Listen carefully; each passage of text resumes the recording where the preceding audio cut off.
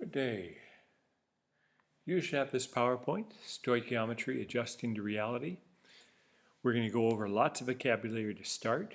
You should have just watched the one that has diagrams trying to illustrate some of these concepts. And we'll do this PowerPoint in two videos. So first video will be all about the vocabulary, and the second we'll look at two examples.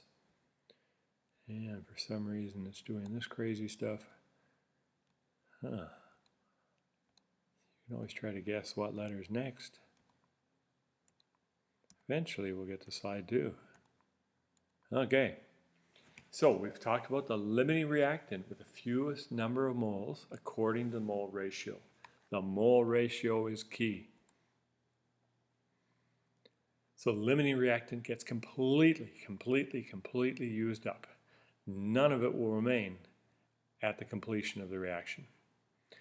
We use a limiting reactant to calculate the moles of other materials. It can be another reactant or a product, any of the products. Excess reactant, well, that's the one we're going to have left over at the end. And again, it's according to the mole ratio. So when the reaction's over, it will still have some of it present. It will not be all gone.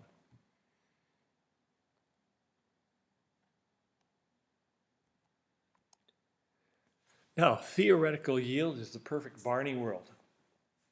This is saying if the reaction goes perfectly, and from our limiting reactant, what is the most number of moles or mass or whatever we want to calculate that we can get from the reaction. So theoretical yield is always calculated from limiting by stoichiometry.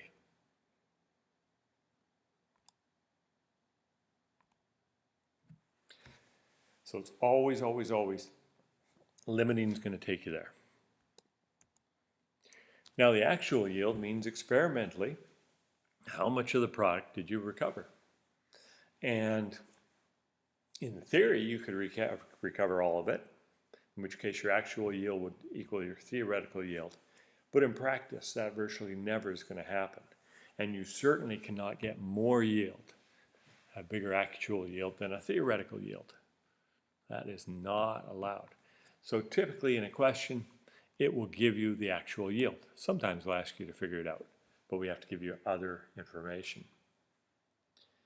And the only time you'd have to calculate is if I gave you a percent yield. Percent yield is a comparison of the real world to the Barney ideal world. And that means you're looking at how much did you actually recover of the product versus how much you should have got if everything went perfectly. That is a percent yield. So it's just the ratio of actual yield to theoretical yield expressed as a percent. So you do your division, multiply by 100, and tack on a percent sign. So very straightforward. Well, that's a good place to stop this video. We are now going to do the 2 sample questions with limiting excess.